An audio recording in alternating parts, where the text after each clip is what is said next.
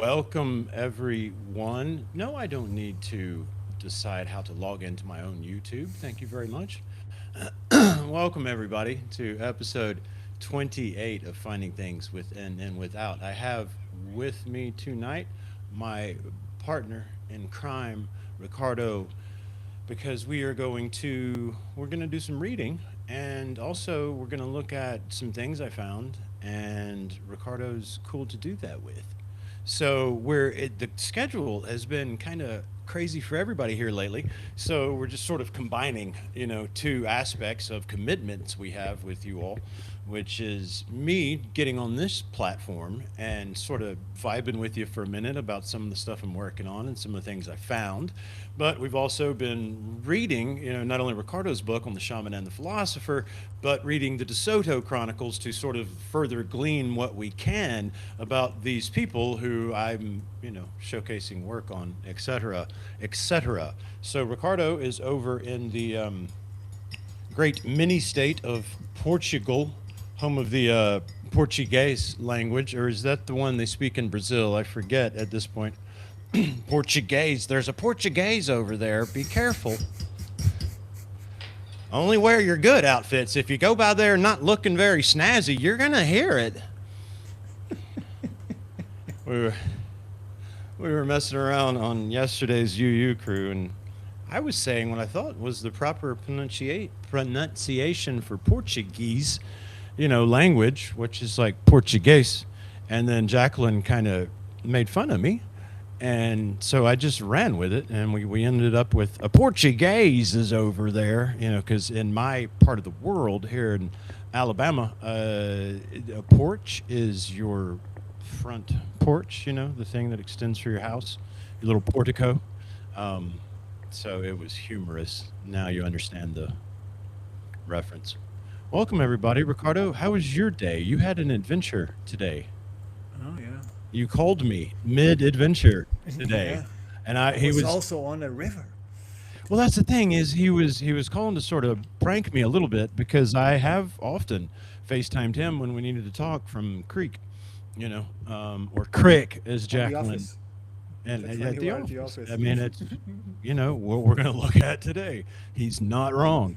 So I was inside today and I was chilling with Jacob, and he called me and he's like, "Hey, my turn to bomb you from a creek." And I was like, "Oh, that's beautiful, dude. That's awesome." And he's kind of showing me the water, and he said, "But mine has this." And then he just pans up the hill, and there's this fucking castle, sitting up there, and I'm like, "All right, funny, wise guy. I wanna Not too climb a old. It's castle only with you." from 1040 AD. Only, only Templar, inhabited. Nothing fancy or anything. No, it was Moorish. Before Moorish, it was prehistoric. From a culture here that they call. I don't know how to translate it, but basically they recognize them by the amount of shells of mollusks that they find. Okay. So they call it avieiros because of the avias, which is You got to say that again. avieiros. Aviator. Because the mollusk Aviation. is called an avia, which is, imagine, what is that thing that, a fan? A fan? Yeah, the shell is like a fan. It has a Oh, straight see. base, and then it's Yeah. like a fan Yep. all. Scallop, like, right? Yeah, yeah. Yeah. So they find thousands and thousands of those. So there were cultures that were living. That was one of their food sources. So a lot of it. That presuming that they were not extracting it for some kind of tincture, or There's- Gotta because look at there's chat while you're talking. Keep going. too I'm many of listening. them. So, after you show yourself, I can show some pictures to give people an idea what it looks like. What's going on, chat? We've got what's up, True Seer? Good to see you, dude. Hope all is well on the other side of the pond. Scribe Jehudi, better known as Thoth the Atlantean on X. If you guys are on X, go check out Thoth the Atlantean there. He's got some really cool posts on mythology and stories from generally around the world, it seems, so far, dude. I'm not sure how many I've missed. Steve, Cardinal as they've taken to calling him, but I'm not sure he's into that name. Steve, I was gonna send you a producer link to let you play around with it tonight, but it says I need to upgrade to Pro, and that's from like I don't know the 50 range to the 100 range. So we'll test it on No another. can do. It's not paying yet, so No, we'll be able to have him in the institute and the shaman and the philosopher Right, because we had that before they changed it. So right, that's another thing that we have because apparently most people like StreamYard. Riverside was quite new when the girls right. subscribed to it, So and you got grandfathered they are in from they're the trying to, original. yeah, to better themselves, and one of the things they were very gracious is the fact that they didn't take took uh, Take two. what we had, right? When they changed the plan, they didn't took from the people that already had these things like two channels as we have, Yeah. and the ability to have a producer. Well, that's So awesome that so Steve, we can still use it for Shaman and Philosopher yeah, I once think so. Ricardo gets the Well, login sorted out again. But we can't on the Institute. and Oh no, after wait a all minute. that said, We I can't press the because button and it says Go Pro. yeah, yeah, you'd have to add another one. That's right. So you still have the two extant, but you just can't add the next. I get it. No, I need Steve will eventually. I'll have to ask him to put my cell phone and on the on the Yeah, confirmation. so they can get back to you. Right. Yeah. Got it. But we will get back on that platform one day. But seeing as how it's down at the moment, this was just a perfect opportunity to have my bro here to sit and look at some things. So we're hitting the 7 minute mark. That's usually the catch up. What's up, Screwdriver? So I did see Steve. So here. Well, first of all, so that's who I was talking about as Thoth. If I'm going to promote you, I better show you. And what's up, True? Now, Steve here mentions I watched this today. I don't usually watch a whole lot of podcasts. I just I sit down here for that, right? And the rest of the time, we're going to look at the videos. What I do the rest of the time. Um, this morning, Dr. Greg Little was on Matt Bell's podcast, and I did keep that going while I was running around the house and handling things. And that was just a really excellent episode as the chat is shouting out. I saw Steve. I don't know if you were hanging out there, but that was awesome. I caught mostly the whole thing, and then Screwdriver.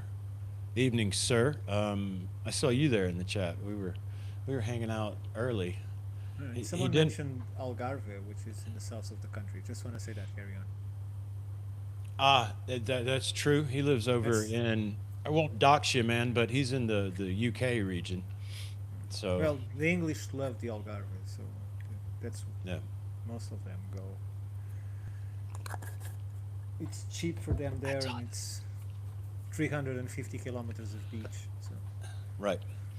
Okay, everybody. So now that we've said hello and I've said thank you for coming and hanging with us, we're going to look at a few things quickly. Fairly quickly. We'll aim for like a maybe 15-minute mark. I'm going to attempt to pull up a map and then show you a short video that if you follow me on X, you've seen, I believe. But one of them I just posted because it just further illustrates these rocks and this hi, place Sarah. that we're going to look at. What's up, Sarah? Sarah spent the day putting together. Should we tell him? Because it's amazing. I want one. Is where I'm going.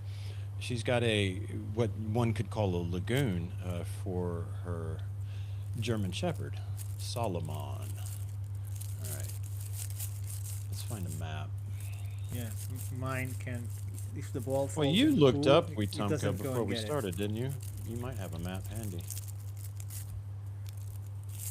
See, the problem here is not my typing, right? If you hear, but the mic stand is in the way, so it's like peck, peck, peck, peck, peck.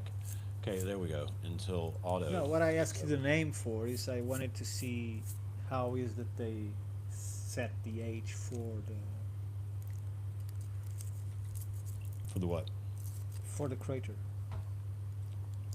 Yeah, so see what you can find on that because I think it is an interesting question, you know. It's based on two assumptions: that the fossils that they interpreted are correct, Okay, and that the mineralogy that they hypothesized on the strata is correct. But there are some contradictions, but they are still thinking they are correct. okay. But I So will that's the look current deeper into perspective that. on it. Right. Yeah, they found fossils that are supposed from the tertiary, and the geology that they found, they also think it's from the tertiary because it was Right. in the water. They forgot that upon the Younger Dryas, I'm sure that was also on the water. So, All right, everybody, here is a map. Keep talking, man. Keep talking. I'm just bringing yeah, up visuals. so if they are defending that the impact is an aquatic one and there's only water there during Yeah, 85 million years ago, it's wrong. it It's it they might be makes correct, but it's not the best way to be sure of something. right. I understand where you're going, man.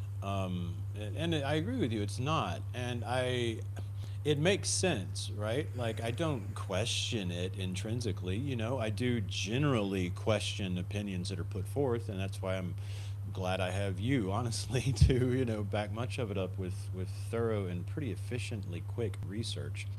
So what we're talking about, folks, let's I'll try to move this part of the show along pretty quickly.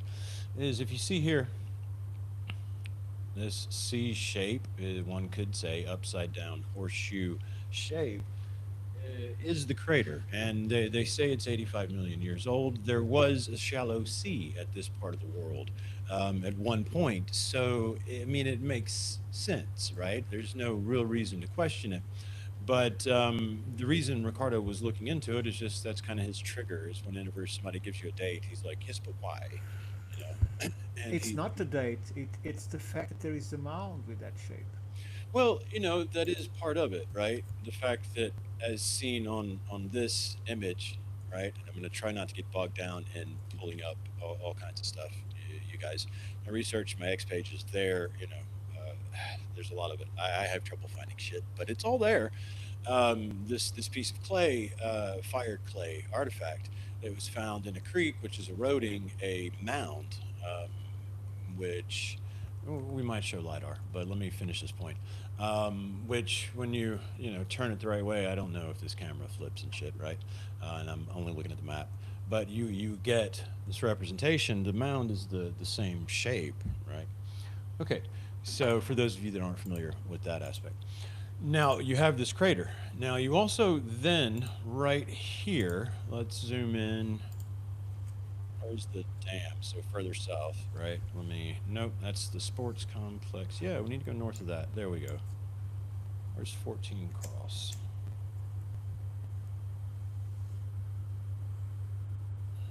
Yeah, this one. Okay, cool, got it. So we need here, right here in what gets called shoals, right? You'll see an island. Now this island sits at the mouth of Corn Creek. Corn Creek, if you've followed me for any amount of time, you've seen videos there. As you see here, look, there's waterfalls. There might even be a picture here. Yeah, right. Yeah, it shows you down because you see all these waterfalls that start exhibiting themselves. That's really small, I know, but I can't. Can you bring this up? Yeah, there we go. Okay, so these start exhibiting. This is the first one all the way up this creek. And if you spend a lot of time in the creeks out here, this sticks out for that reason because directly south, and really anywhere, uh, hardly even west and east of this, right? So you get way over like towards Auburn. It does just shit doesn't exhibit itself, right? So when you're heading north, especially along the Coosa River, you encounter these shoals, and then here at Corn Creek, as you go up it, you're encountering these waterfalls. There are a couple of more much further up that are a little more, private and really cool.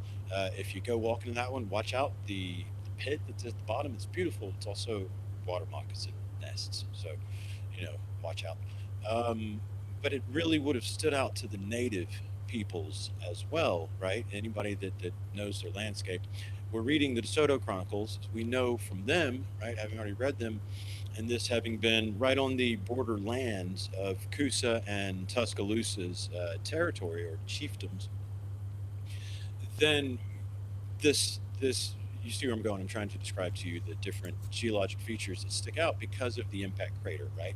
So at the mouth then of this creek, as to why this creek stands out, quartz is abundant. There's a cool picture of the first waterfall, right? And that's what happens at Corn Creek. Now, how do I get back? I'm not used to this application. There, okay, to the map, right? So if I zoom out, you'll see another interesting feature about this bend in the river, right? Right here is where, if you're at this bend right here, if you're coming down the river, right? So when you're at the river perspective, this is the first place that you really get a good clean shot of the impact crater itself. Looking going down the river, right? So there's that coordinate to sort of take into account about this place you see the video and the place where the rock in the video comes from. I'm not, I think that's all I'm going to give you as far as exposition, because if you guys have seen me before, you've seen me talk about this place a lot, but it kind of keeps exhibiting itself as we go. So we're going to take a minute to look at that. And I've got Ricardo, who's been hearing me babble about this. So No. Carry on. Carry on. he might have some things to say.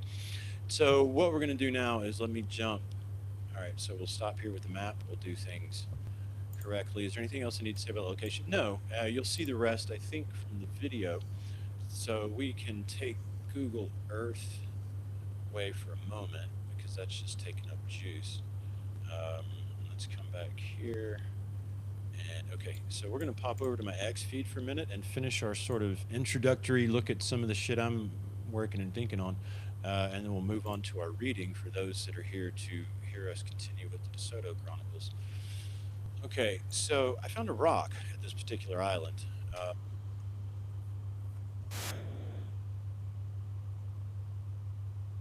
Hello? Yeah, I hear you. Oh, I thought I lost you. Nope. Share there.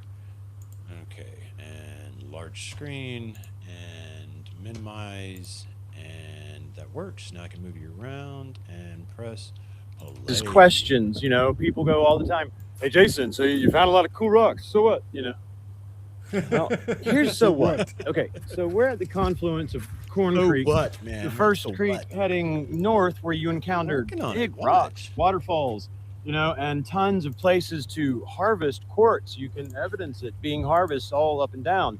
The reason there's a lot of quartz is from right here is the first bend in this river where you see the 85 million year old star wound. It's an impact crater. And when you're coming down the Coosa and you first get to these large boulders, and you then see there the impact crater, which I've demonstrated is modeled by the burial mound over at Mavilla, which means this was a sacred place to these people. Now, let's look at cool rocks. See, what if there was a place, This rock. where nearly every rock So- you picked up, What I'm really after here is to showcase this particular rock. So again, it's one thing, you start with, okay, I see a rock, right? Now, look in this video, you're going to see a bunch of rocks covered in gray. Bilge is the best word for it, because the Jordan Dam, which you saw on the map, is just north of here, right? So this area is just constantly, the water level, right, is all over the place. So it's just covered, but you bring some home and you give them a clean, and we're going to look at that. But you see here, I picked it up, you see the green algae, right? was a pretty cool rock, right?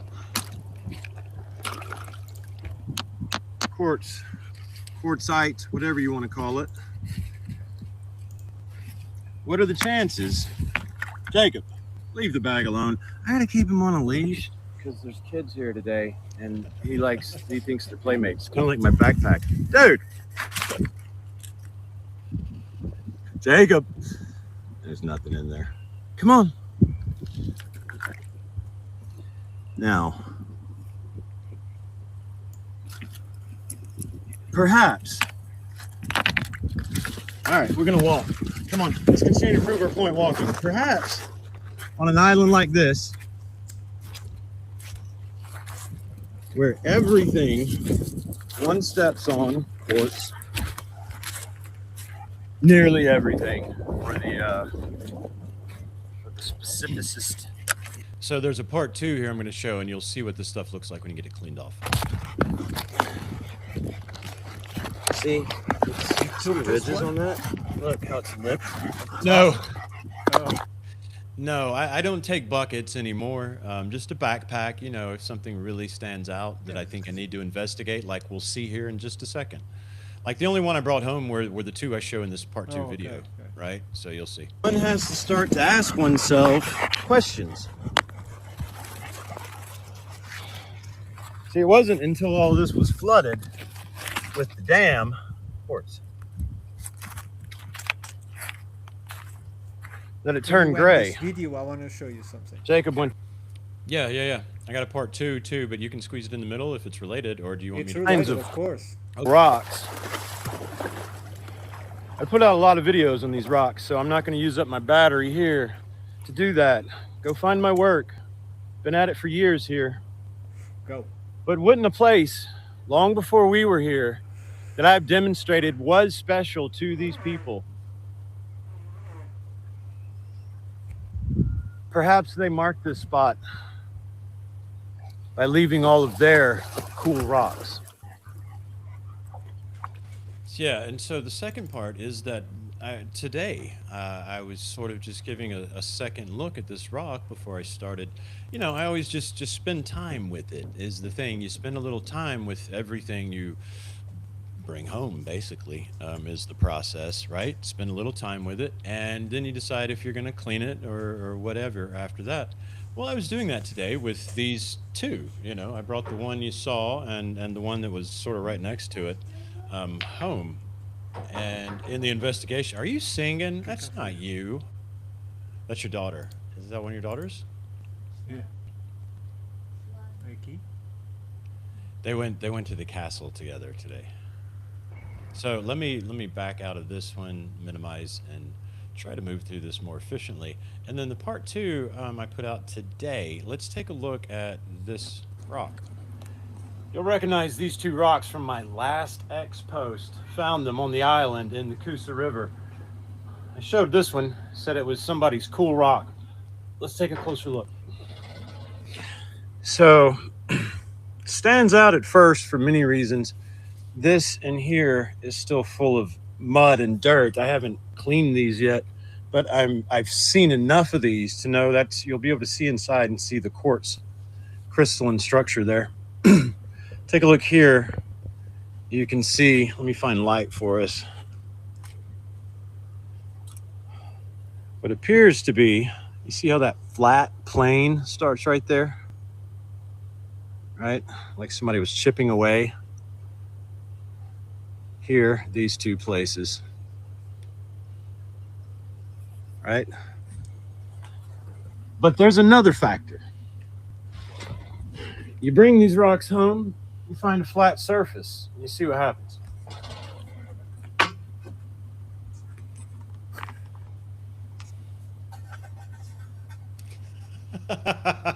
It's just fascinating to me. Fascinating. It's not spinning fast enough. I tried to make it go faster, and I seen you in that video. And then this one again, you just does it balance one particular way? Oh, it does. It does. Now I'm gonna go here and give you a look at what this stuff looks like after you get it cleaned real looks quick, like an X. so everybody has reference. But look at this thing. You know, it's like a compass point. I mean, it's. And in your hand, you know, you don't even have to look for the flat edge, although you can tell No, the flat we edge. factor the that. weight is there. In with the fact that nearly everything you pull out of that river from that island is weird. This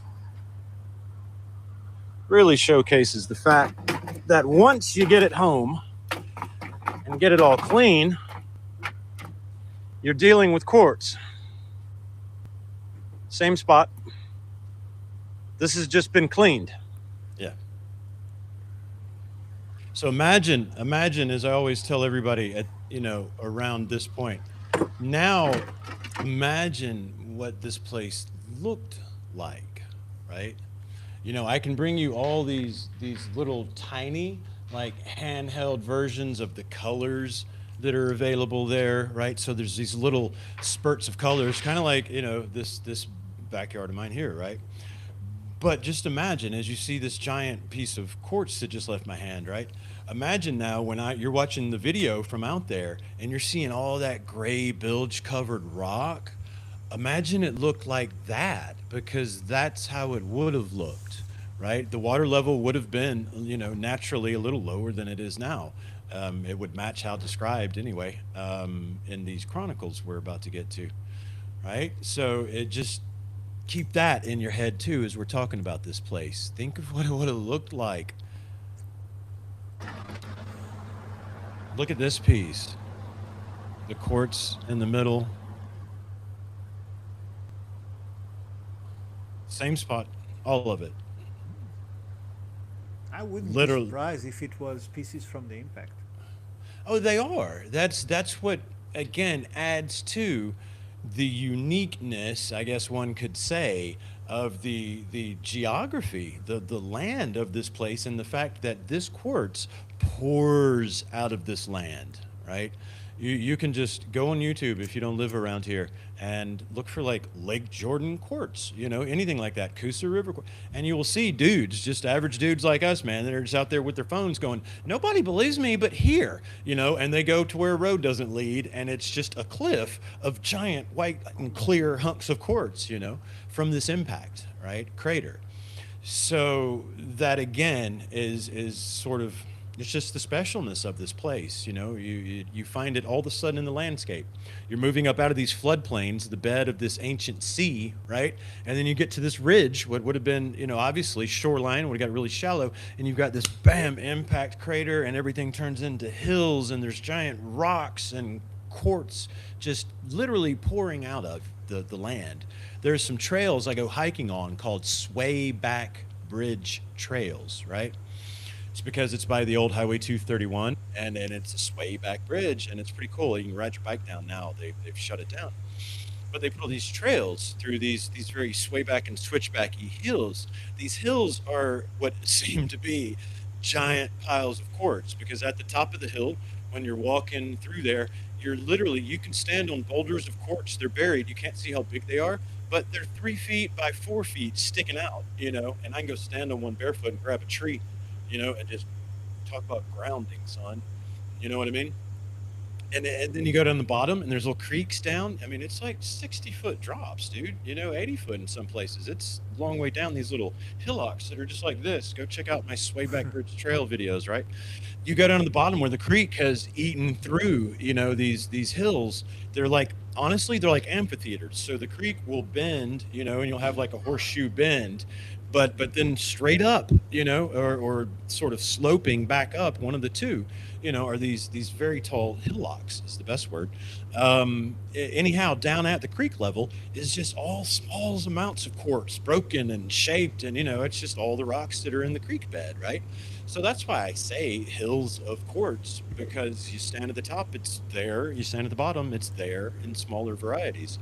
So it's like everywhere, dude. If my rant exhibited that what I'm showing you is not an oddity. I mean, look, man. Right. This sucker right here. Okay, imagine this cleaned. I had to bring this home and clean it off. It was all the same color, right? But imagine that sucker there, sitting out there. You know what I mean? All right, let me let's finish this and then we'll go. Look at this.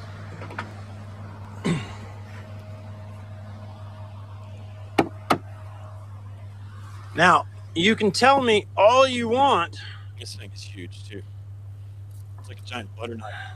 Same island. Barely carried it out. Same place. You're coming with me.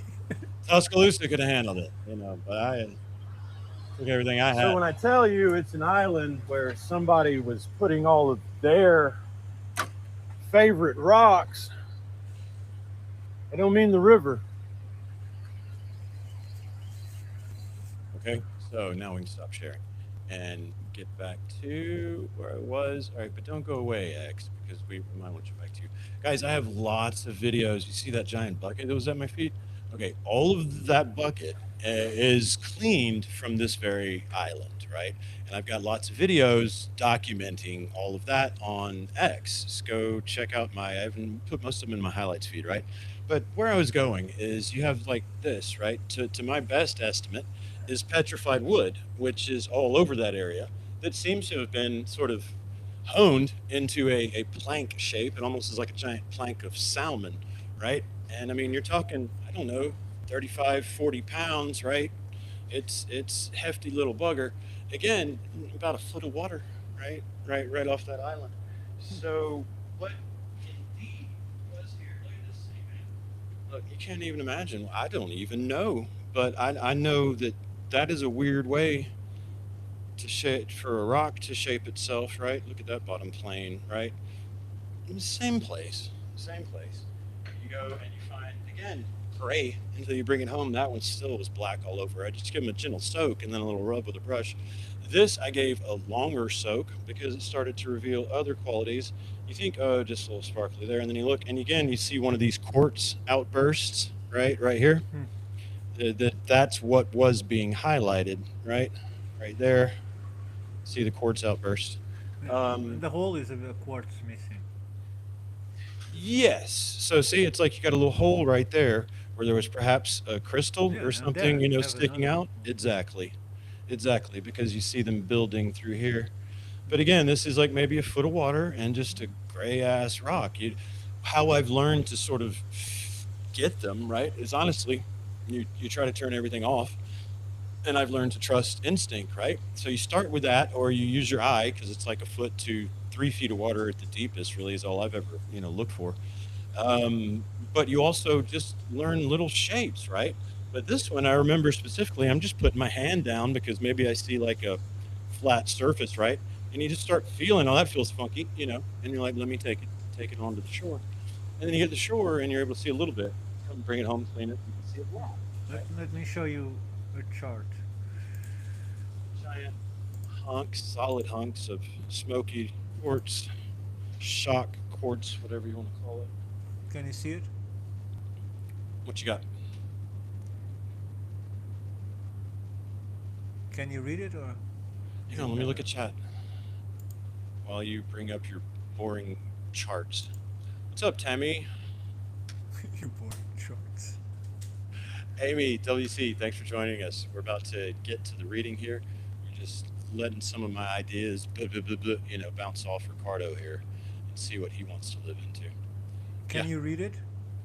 yeah, I can. Low relief, Just Brent Crater. put it in full screen because I think I can't put it bigger without taking Okay, parts of it out. sure. Hang on.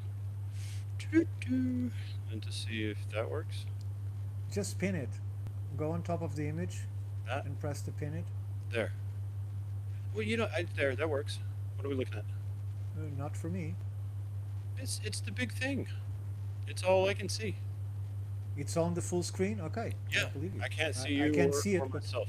let me go back to it then, Yeah. because I can't read it from here. I mean, I can read it. The Wetumpka crater, approximate age 84 plus or minus 1 million years, Million years. Yeah. diameter 7.6 kilometers, present topographic relief 100 to 150 So meters. that's 100 meters is 330 feet. Yeah, okay. So it's 400 feet 300, plus 330 tall. feet to 400. Got it. Yeah. Okay, geological setting. Marine sediments over crystalline basement, buried after formation. Yes, according to the current model. Early, easily visible today. Yes. Yeah. No, Okay. now this is what you have seen, right? Now Right. let's compare to similar impacts, like shallow seas or shallow water, because they say it had 100 meters of water. That's not shallow water. 100 meters Really? is a bit of water. That's Yeah, not I didn't shallow. realize they were saying exactly. Shallow is like 6 feet. That's shallow. Right. I mean, I Three was hundred feet, 330 feet of water. That's not shallow. no, my Now, my head was like 100 max. now compare it to the other ones Yeah. and Okay. see if the So, other ones have ridges. uh, so easily visible today. Excellent. That's the Lonar crater. Barely, no, no, barely, partly, yes, and so you've got three yeses, and the rest are no four yeses, and then barely, partly, no, no. Okay. What do we got in present topographic? Very subdued, low relief, less than 60 meters, several hundred, and 150. Oh, so most all of them are kind of tiny compared as far as the height and the relief, right? Yeah, but they are much bigger. See They the see are. the diameter of them. They are. You got a 28, a 25, a 65, and a 35, and a 15. Okay, with two smaller. Yeah, Roger. And you see that they don't have, most of them don't have ridges. Right. Even some sets completely buried. So it does kind of stand out. It doesn't fit with their Right. description. Someone played that and they said yes, and it stuck. Yeah, it's extremely interesting. I guess part of what when you look at it, not to pull the map back up, but if you imagine this horseshoe, right? Okay, so the reason I was told the horseshoe was there, let me sorry, pull us back up. Um, yeah, there we go. Okay, so you've got this horseshoe, right? And it's open on the bottom. And the reason they say that is, sort of just like I could show you here, right? It orients just like that and it's open on the Hmm. bottom. And the reason they say that is because it hit at a low trajectory, right? So it sort of boom, and then spread out that way. What I find, I guess, in my layman's brain, interesting about that is if you're again, take this for the map we showed you earlier, and this is how the thing's orients, right? Okay, if the thing is coming in and this is open because most of the impact was heading south, that would be south, right? What I find interesting in my layman head is all these geologic features I have described to you thus far, right? All of the quartz and the hills and the things that seem to be from the impact, right? For sure, they're north, and they're Yeah, only but north. it's the other way around. The Is it? ridges formed from where it comes. So if it comes in this angle, the ridges Yeah. would be like this in front of it, Okay. not behind it. Well, that wasn't how it was explained to me, but I'm not giving the explainer all the credit. I take you. But I'm just saying, it You seems in understand my the head logic like of it? where the force is going is where Okay. the crystals and the earth crust would be displaced and Nothing, moved. And nothing like experimentation. Right? Let's imagine that you are a guy that sometimes goes to a place where there is sand. okay, And let's imagine on that place that there is sand, there are also lots of rocks. okay, You pick a rock and you throw it into the sand at a very high angle, and you change the angles and you see what shape it forms. got it. And it's my contents, how do you say it? Content? It's my contention, is that it? Yeah, contention. That I think, yeah. the ridge will be, You contend, so it yeah. will be in front of the impact. So Okay. if you drop it from vertical, it creates a circle. If you start inclining, from where you throw, it will be less, or what you call the opening. But let's experiment and see if I'm wrong. You Okay. understand what I'm saying? No. I'll do it. I'll make a video. I'll make a video. You've Throw got a it. rock and you'll see what shape it forms You've got it. I'll make a after video. you've taken the rock. I can do it on this island. There's a couple. Well, Yeah. when it's dry, Otherwise, it's rocks mostly. But there is You little just need sandy sand. shoals. Yeah, we can do it. Dry sand, preferably. Okay, so let me say hello. Does anybody else popped in the chat? Make sure we're paying attention to what everybody is saying, and then we're gonna start reading, guys. Yeah, there's a lot of petrified wood in Wetumpka.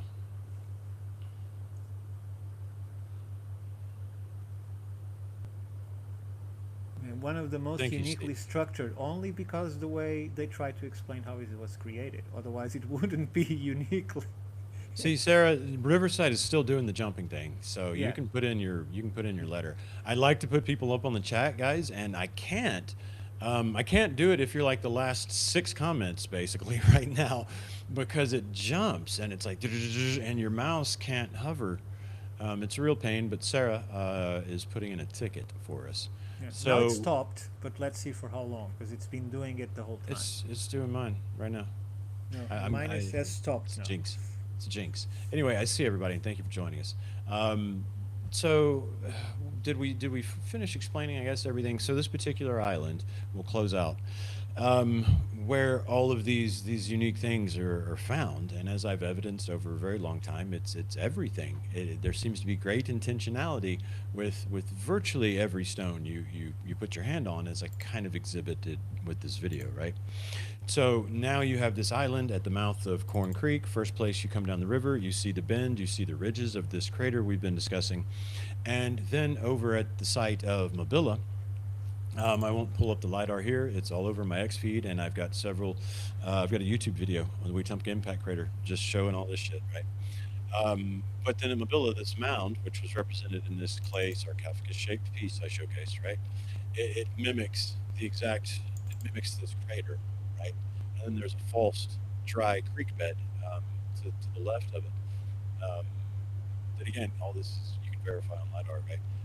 That seems to also mimic the Coosa River, right?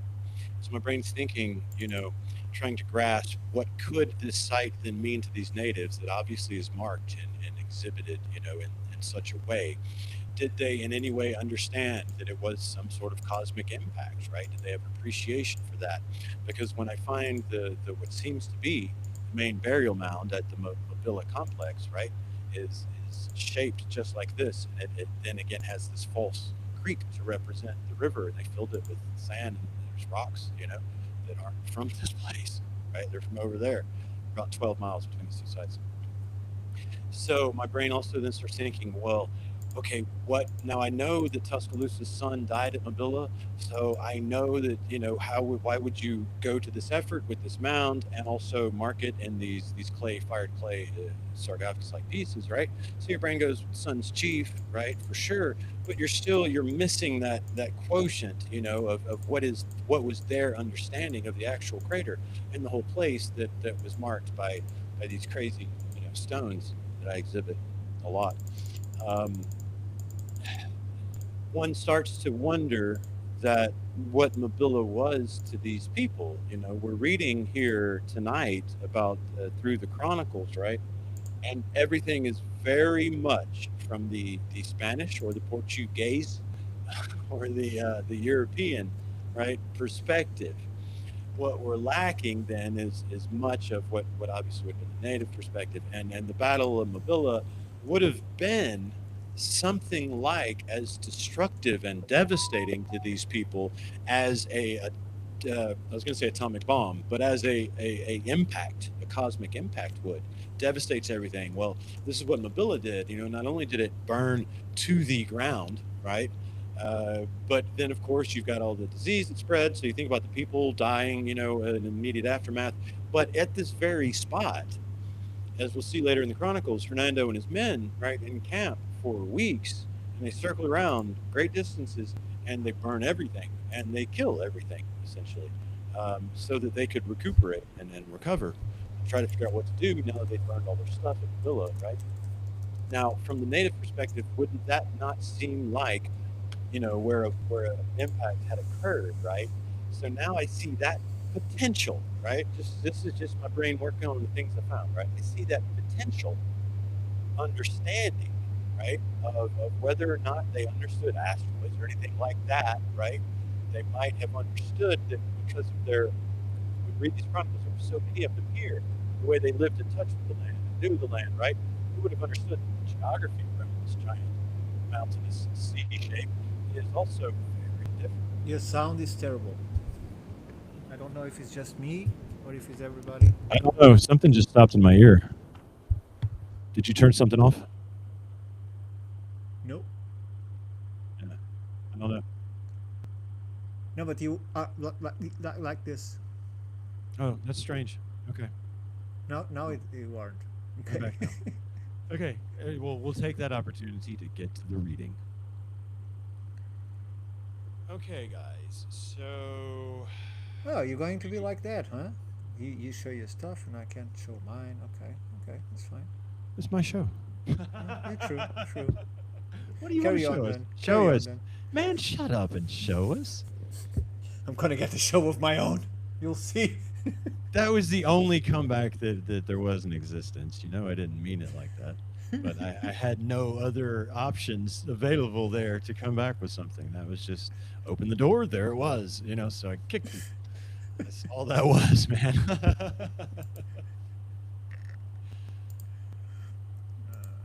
Let's see if I can read Welcome it. to Finding Things Within and Without. Ricardo went finding things without himself today.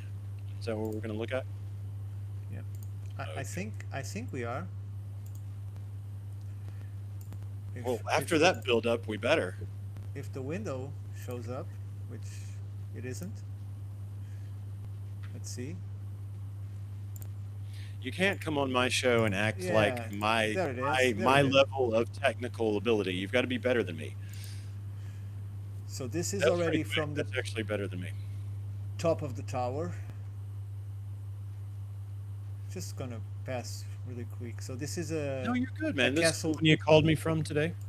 Yeah, this is a castle taken and rebuilt from Moorish to Templar in 1040 AD. Those are, you can see my mouse? Yes. They call this the habitation zone here, but the historian that was there today, he says that he doesn't believe that it was ever occupied for as an occupation. It's just a fortification. Mm-hmm.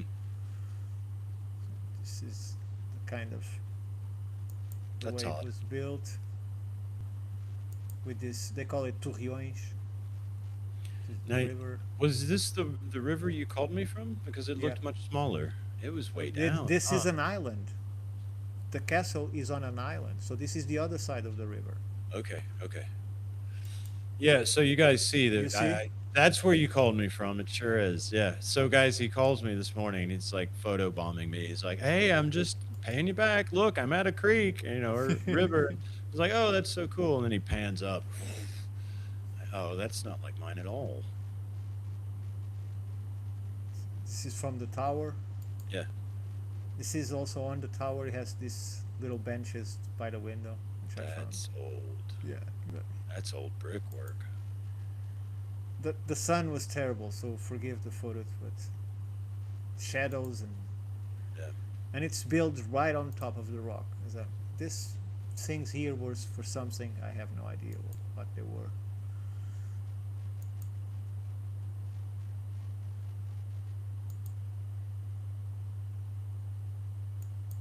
You see the rock? It's built right Hmm. on top of the rock. That's so cool. Where else would you build it? Well, they didn't have much room because it's a very tiny island. Yeah. And just very quickly here, where is So these are today's the small photos? part of the river? Yeah, Great. there's a small part of the river. Where is it? Not here. I already showed you. Where is it? This. So now the river is here, right? Mm-hmm. But it used to go all the way here. So Okay. this was much more isolated than it is today. Got it. The river is much smaller now. That's another view. This is on the other side of the river.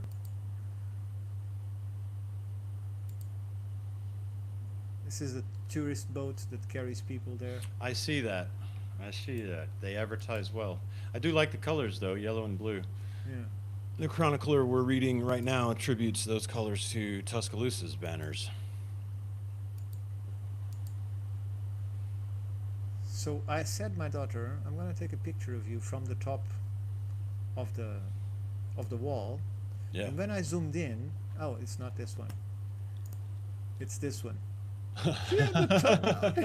Yeah. My oldest does that.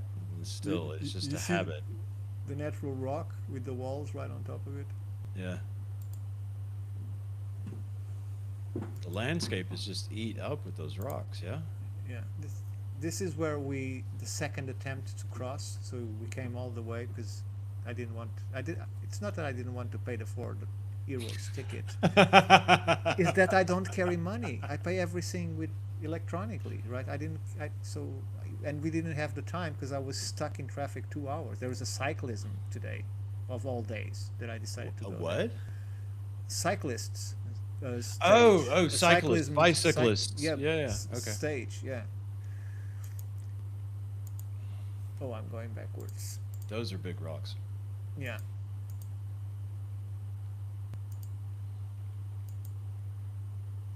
This is the other side of the wall. This is the entrance to the tower. You see the Yeah. gigantic rocks here. It's just a blank. You see, Mm-hmm. and it's clearly been uh, restored many, many times. Yeah. You see how enormous the rocks are in there. Mm-hmm. And this, where I am Massive. here taking this picture, would be what the guy was saying at the chapel. So this is the actual entrance of the castle here. It's crazy how they worked that one in Yeah. to the masonry. Look like that rock I- has been I know, that's what lifted I'm up saying. there. And all the different stones underneath it. That is strange, man. They're like the wall needs to be higher. Let's pull it up. No, let's put this up there too. You know. So Perfect. this would have here a piece that is now broken, Uh-huh. and this was the window of the chapel. Oh, look at the rocks through there. That's cool. You can see more rocks here. So this is where the date is, 1040. This is the outside, so on the island but outside of the castle. Right. You see how they build this right on top of the stone.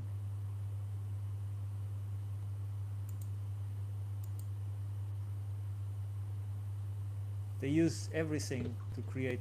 When they designed it, they were taking the rocks that's a into great shot, consideration. man. Yeah. Yeah, that's a really good shot. No, thank you. Looks like it's gonna fall on you.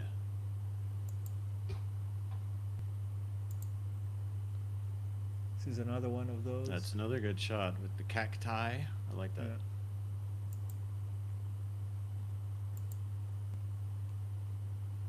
So every single place where they have these outcrops, they built one of these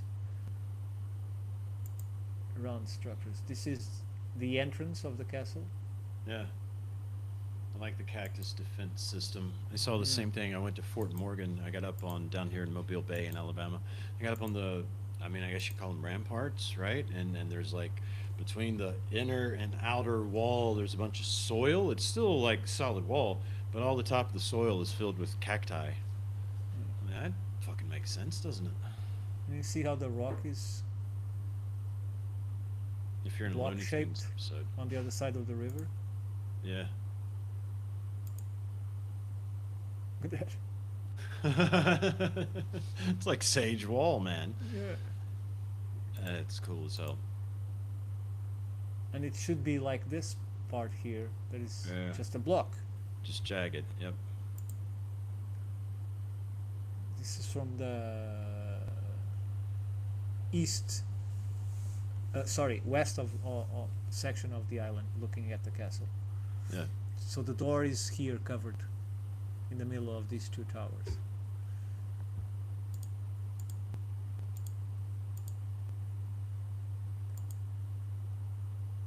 It's already coming out, and I will stop here.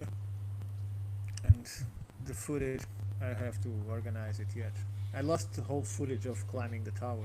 'Cause Yeah, I that's the part of the overheated. story he hasn't told you guys. So when he called me this morning, he had the bummer report of he filmed one solid shot, I guess, right, man? Going in and walking up and all that good All the shit. way to the top of the tower and then Yeah. around it. and he doesn't look at the camera. You know, he's just because it's cool. It's fancy one. It's got a little self-adjusting shit, and so he's just rocking with it. And then he gets to the top, and he looks at it, and it's got a heat warning, and it shut itself off. No, no, it just said tit it and shut Oh, off. oh, and then it Like didn't save anything.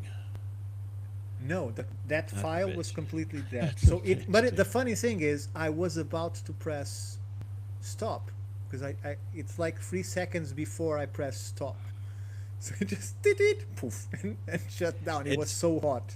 it was telling you you're supposed to enjoy it the first time, film the second. That's what it was. I learned that lesson several times.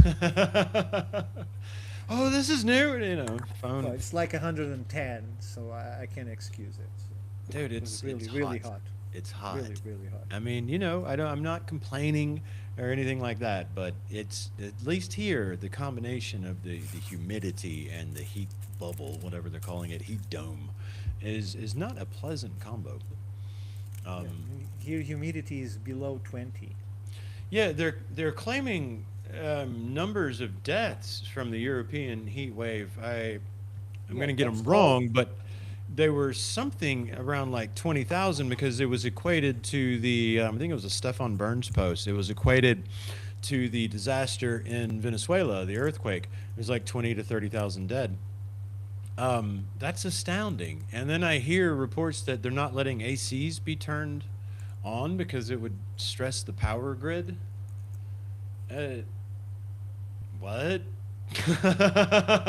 What? You want those death numbers to climb. Okay, I see. I see. Now it makes sense. Now I get it. The thing But is, they before, are that using. seems. Go ahead. Sorry, No.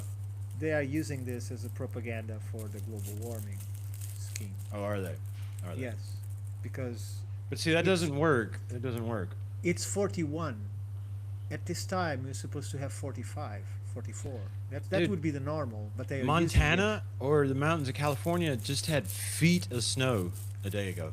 Yeah, Feet of snow, right? the south hemisphere is suffering one of the worst winters Right. on record. Do you Which is see what we're going to see is, any yeah, any news about that? Zero. yeah. No, it's true. Right? It's There true. are climate change. I don't deny it in a bit. There is Right, climate but change, it's not but as it's not global warming. advertised. It's a Right. mix of everything: extreme Everything. cold, extreme heat. Man messing with weather, But it's it easy all. because they're taking the The meteorological extremes. stations. It's what it No, is. The no, extremes have just they're amped up taking the it from extremes. the countryside where there is draft, there is wind, there's Yeah. and disconnecting those and just making the average from the city ones. That of course it's much the heat from the buildings and so on. That's where it gets the hottest. Yeah. And so that's how they are inflating the numbers dramatically. But let's move on. And we're sidetracking here. Let's go to Okay. Sure. DeSoto. Okay. DeSoto. He was also suffering from heat and mosquitoes and Yeah, he swamps. was. So we need to decide where we want to pick up. So where we left off was all this mess with these horsemen, right? So I was thinking about skipping some of that. Because it just goes on and on about these 30 Lancers. You guys remember we left off with the. Here's where we left off. The. Ricardo, you'll remember this. The. Remember when he escaped on all fours? That was last time. Yeah. The chief? Okay. Hang on, I've got a daughter walking out. Is that you? Love you too. Be safe. Okay, the governor captures the chief of Appalachia. That was 30. Then we went to the chief of Appalachia goes by the order. He captured him. He escapes, being crippled, escapes the Spaniards. And then it's the 30 Lancers. And we don't learn a whole lot, but man, it goes on for like 10 pages. The hardships of the 30 Lancers, the insurmountable and unsupportable hardships of the 30 Lancers. And it's just like, oh my goodness. And they suffered. And they suffered Do you really remember hard. last time with how they went on about being misled for 10 days?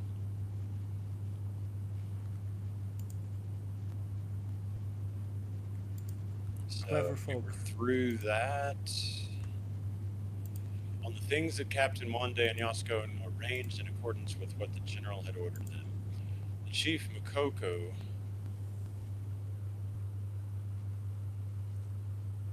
Yeah, let's pick up there, I think.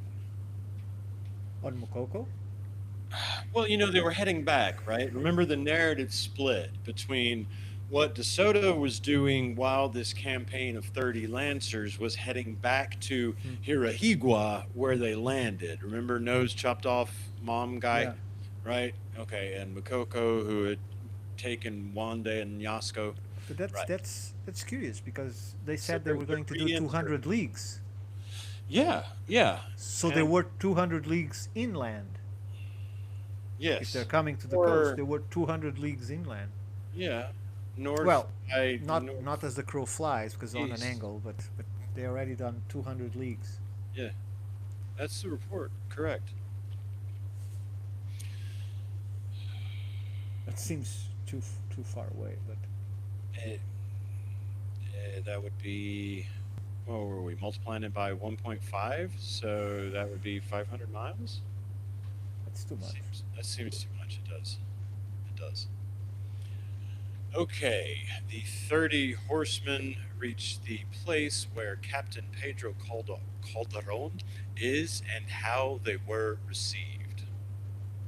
No, let's get to where they arrive at the town. I'm tired about these 30 guys. They must have paid him. They must have paid him. They were probably wanting positions. Yeah, they were the nobility. They're looking for There must have been like positions the of 30 nobility. of the 300 or so that trickled out of there. How many survived of the 30? Um, no, I want to say it was somewhere, and I forget the surviving number. Somewhere around 300 is what's in my head. Trickled out slowly. They went down to Mexico. They eventually got down the Mississippi River coast and then hoofed it on foot over and down to Mexico. Is my understanding. I still am flabbergasted by the fact that an army of what 300 you said Yeah. caused so much devastation. There was thousands and thousands of indigenous. Well, 300 left. I mean, the numbers you could claim for this expedition, at least as we read here, was 900 to 1100, right? And in total, not including sailors, Still, they are what was 100 to 1 in what ratio? from natives to Spaniards. I where? If the natives have united themselves, there would be 100 to 1 at least. Yeah, but they plow through them. I mean, you know what I'm saying? It doesn't matter if they're united. They just plow right through them with their horses and their lances. That's what they did getting back to Yeah. here. Well, That's well, that's how they covered the 30 of them covered that distance do you know was the story of Tecumseh and his brother and Black Horse? not off the top of my head. So it's the same thing, but this time is from the they are American already, right?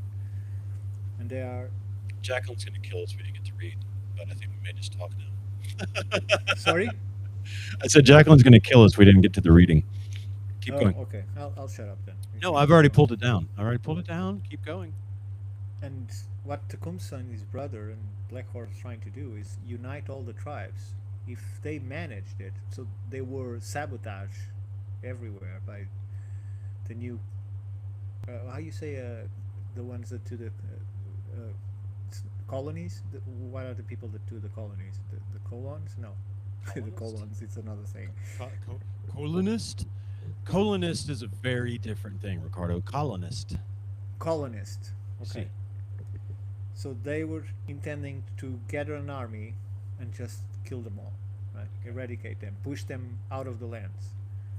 And if Tecumseh and his brother, including also Black Horse, have managed to unite, they managed to unite a few, but they didn't manage to unite everyone. If they had, Hold that thought. Hold that thought. Hold that thought. Audience, 2 seconds.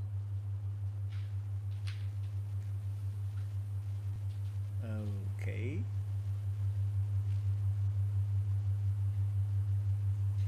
yeah, you're right, Trasier.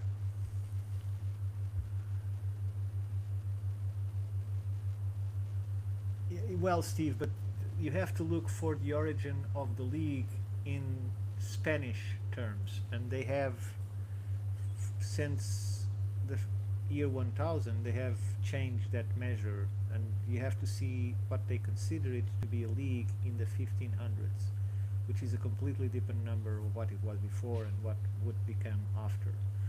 They changed several times, and that's the confusion, because they didn't have a specific number, and sometimes the league was related to a sea mile, Daughter and needed other gas times money. to a land mile. I'm back.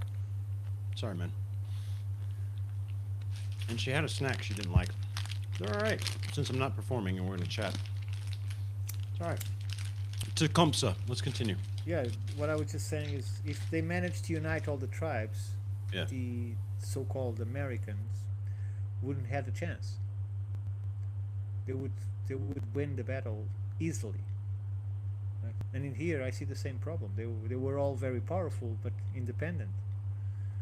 If they have united when they see the boats arriving at the shore, right? If they manage to organize themselves in 15, 20 days, they wouldn't give them, with horses or no horses, they would have no chance. Do what? Okay. Sounds good. Yeah, it is. It is an obvious thing, man, that they were able to take each chieftain, right? So you take a chief captive, and you go from while you're in that territory, and that keeps everybody in line, right? And then once you get to the next chiefdom, let that fella go, or you've sorted out letting him go by that point, and you rinse and repeat all the way through. Yeah, that's the tactic. The that one they way use to in not South do America. that, right? Exactly. The one way to fight against that would have been to have banded together, correct? But that wasn't the case, as we saw with the Mukoko, no, Vitachuca, right?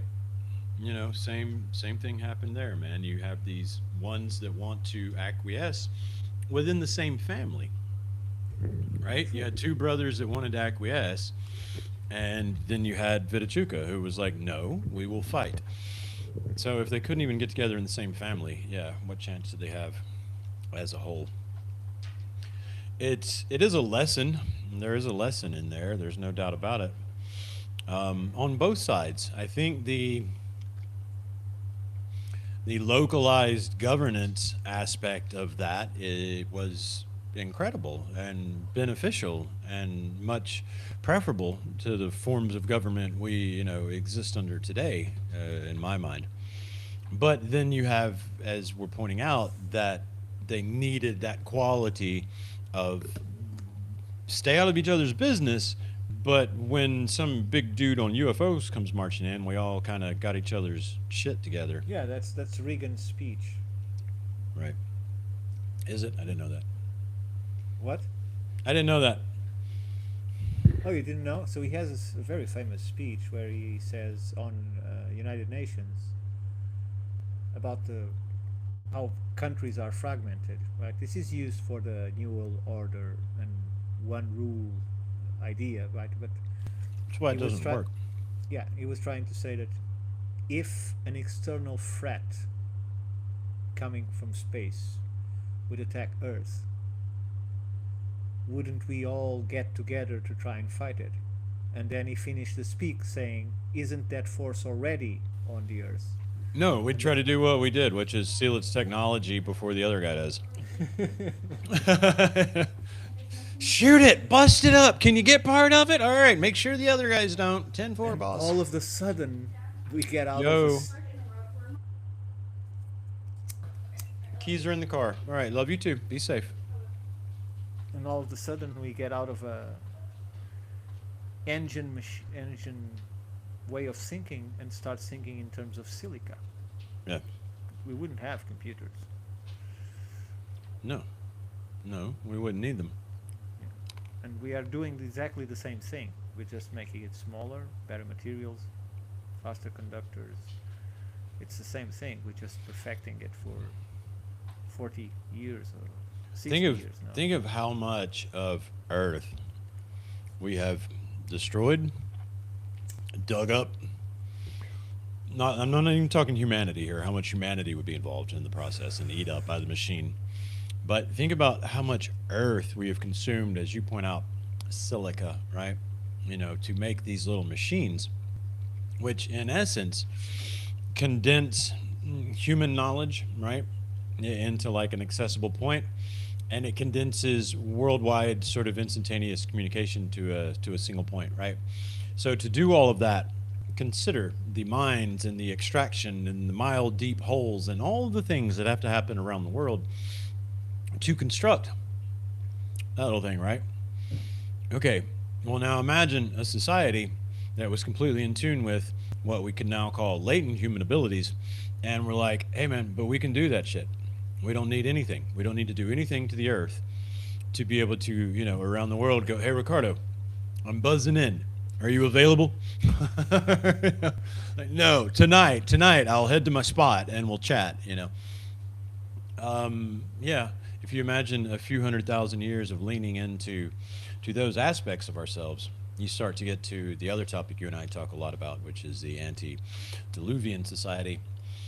And I think in that picture is a good juxtaposition of, precisely the materialistic iteration we're currently in versus that much more the word we would use is spiritual. We don't know what they would have called it, but the unseen ordinarily or unseen sensed by our common senses sides of reality.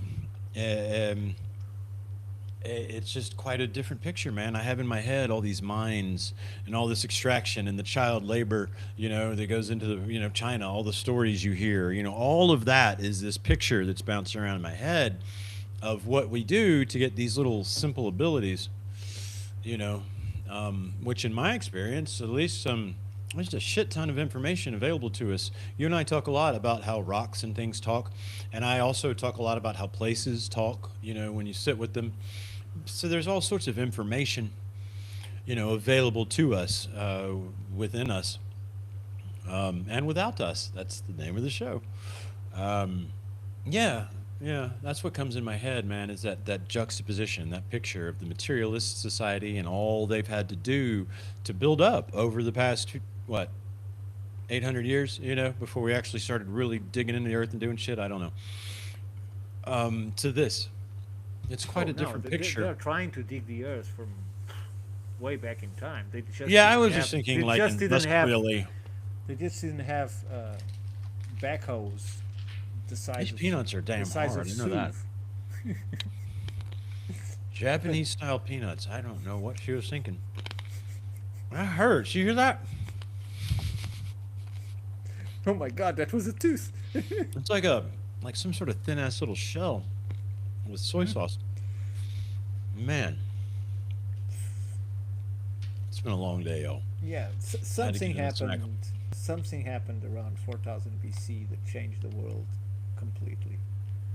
We stopped using This is the stone. impact that hit in the Atlantic, right? It, Affected it, Northern Europe and it might be, but as I told you, before 4000 BC, most civilizations, at least those that they studied, they didn't right even have the notion of a weapon.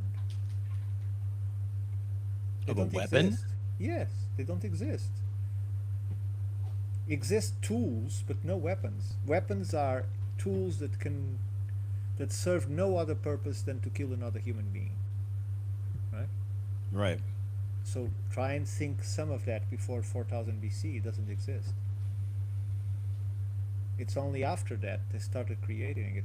So war Yeah. in scale Yeah. only existed after 4000 BC, which means right after of the end of the Stone Age, where the megaliths were ruling. It's a megalithic culture, a cyclopean culture, Hmm. right? Massive stones, build everything in stone, from small to enormous, Hmm. right? Stones, alignments, And then something happens that acoustics. disrupts everything. Something happens and we turn into a metalhead. So we turn into copper. And after copper came immediately bronze. And after bronze came iron. So it's sort of And we like a never stopped. localized Younger Dryas effect, sort of just later or more recent would be the way to say it. The younger dryas didn't kill it, right? This civilization, I think Right. that's too hard for you to eat. I think so too. That's why I put them up. But I had one This left. the Younger Dryas didn't end the megalithic civilization. It survived. If you think about it, Yeah. it is the most suited to survive because it's made of stone, Yep. enormous pieces of stone. Everything after that, it's a completely different world. It is. It is. That's part of our work as well. All right. I hear Jacqueline screaming at me to read a page. So to Go continue ahead. tearing through this thing. So I'm going to do We've that. only been here for 3 hours. For fuck's sake. Well, we usually, this show, I usually try to cap it about 1.5, but I'd had in my head two because I know I've got a busy week. We've got an interview coming out with Dave's Multiverse that we did with Sarah Braley on Friday. He's finally dropping that, and then you and I are having her on the roundtable with everybody on Saturday. So the time slots are getting kind of negative. So I was hoping to sort of combine the two here, which is usually just me talking about my work and where it leads, and that's kind of what we did the whole first half, with the addition of Ricardo's work, which I'm very grateful for. And you can photobomb me anytime, man, from castle side. I don't have any castles. So it's always, if I have a castle around here, it's a redneck who got a little bit too much money. Well, And with a little bit of luck, we'll all meet here next year. I think so. Just we just need to finish the guest houses. I think so. All right. Let's take a second half here and do a little reading. So we finished the arduous journeys of these 30 guys. There just wasn't a whole lot to pull, except he really embellishes their tale, it seems, or he goes into great detail. And so Ricardo and I's joke was they must have paid him extra. They must have been some of the survivors. So I just kind of ate through about 6 pages, since we're kind of getting behind on reading. And now we're still in the narrative where they are back where they began, essentially, with Mukoko and Hirahikwa, right? So we're picking up with this section of the things that Captains Juan de Añasco and Pedro Calderon arranged in accordance with what the general had ordered them. The chief Mukoko amused himself with Juan de Añasco and the other Spaniards for 4 days, during which, and in the rest of the time that our men were in the town of Hirahigua, his Indians, going and coming like ants, did not cease to carry to his country everything that the Spaniards had to leave in that town because they were unable to take it with them. There were large quantities of these things because of cassava alone, which is the bread of that island of Santo Domingo of Cuba, and the surrounding ones. They had left more than 500 quintals, besides large numbers of cloaks, coats, doublets, breeches, stockings, and footwear of all kinds. Shoes, half boots, and sandals. Among the arms were many cuirasses, shields, pikes, lances, and steel helmets, of all of which the governor had brought a great abundance, as he was rich. This is pretty cool. We're getting some of Hernando's stock here, amongst things that would have been Yeah, in the hand of the lost at indigenous people. Mobilla. Yeah, well, that's how he ended up losing it all. There were also other things needed for the ships, such as sails, rigging, pitch, tow, tallow, ropes, baskets, crates, anchors, and cables. Also, much iron and steel. Although Hernando had taken with him as many of these things as he could carry, a large quantity remained. And since Mukoko was a friend, the Spaniards, that's right, they left the ship back there. I'm remembering, was a friend, the Spaniards were glad for them to take them. And his Indians did so, and thereby became rich and very pleased. One day, Añasco had orders from the governor to go in the two brigantines that had remained at the Bay of Espiritu Santo and coast along the shore to the west as far as the Bay of Ayut, which Juan de Añasco himself had discovered with so much trouble, as we saw, and had left signs there so that it could be recognized when they should come along that coast by the sea. In order to fulfill his commission, he visited the brigantines that were near the town, repaired them, provisioned them with food, and made the people ready who were to go with him. In doing this, he spent 7 days. He notified Captain Pedro Calderon of the order the governor, Hernando, sent him to set out on his march by land. Having taken leave of his other companions, he set sail for the Bay of Ayut, where we shall leave him for the present. Narrative bouncer. That good gentleman, Gomez Arias, also had orders from the governor to go to La Habana in the caravel to visit Dona Isabel de Bobadilla, and that would have been Hernando's wife, and the city of La Habana and all the island of Santiago de Cuba, and to give them an account of everything that had happened to them up to that time, and of the advantages and good qualities that they had seen and noted in La Florida. In addition, he had to attend to other matters of importance, of which no account is given because they do not belong to our history. Why not indulge, man? You're going all over the place anyway with No, this. you have to see the connection of your microphone. It's faltering again.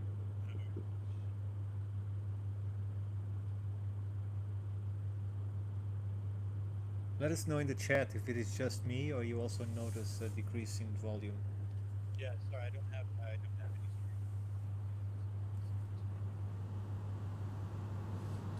Donna Isabella, Pope Love for good health governor, for whom all of them individually and collectively love. We can't hear you properly.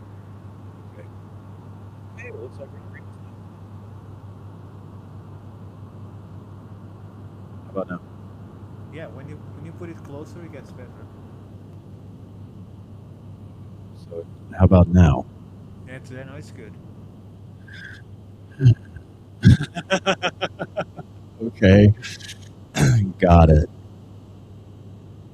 I think it's when you start doing. Yeah, I know, but I'm trying to find the energy to put into my voice because I'm very low energy today, and so No, today the cable might be well, you're right. I'll be conscious. sensitive. So let's give the second paragraph a try, and if we're just being tech bombed, we'll drop it. All right. So Montagnasco goes back. The good gentleman, yeah, we shall leave him for present. He goes back to Donna Isabella.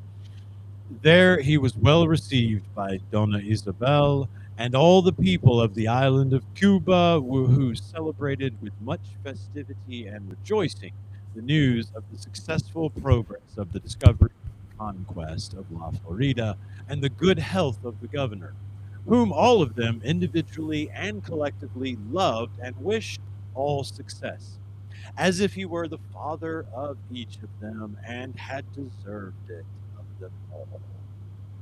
That's they saw him as a father. So sweet. Above in the first book, we mentioned that the Indians of this province of Iquiqua on two different occasions had captured two Spaniards, which I'm sorry, Jason, but we can barely hear you. I don't, and the chat is not saying anything, which is strange. So I'm not sure what's going on. Oh, now it appeared 12 new messages. What does it say?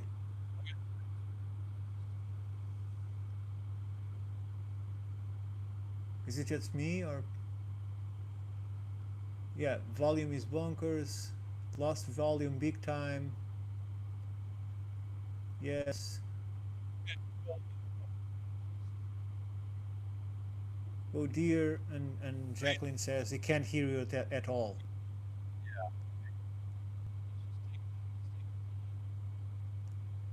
Just don't unplug the mic, otherwise you can't plug it in again while live. So just see if it is well plugged in. all right, everybody that tuned in to see us get to the DeSoto Chronicles, we are having tech issues, and Now we it's got good. through. Now it's good. I see Jacqueline. My chat is still jumpy, Yeah, Riverside. mine too. Mine I is see jumping. Jacqueline can't hear at all. So No, it isn't like that. and It's she is the one we're I reading. can't hear you at all. That's it. What you have to do to actually read it. Okay, and she I hears. can only hear a fan. Press That's mute. Press mute.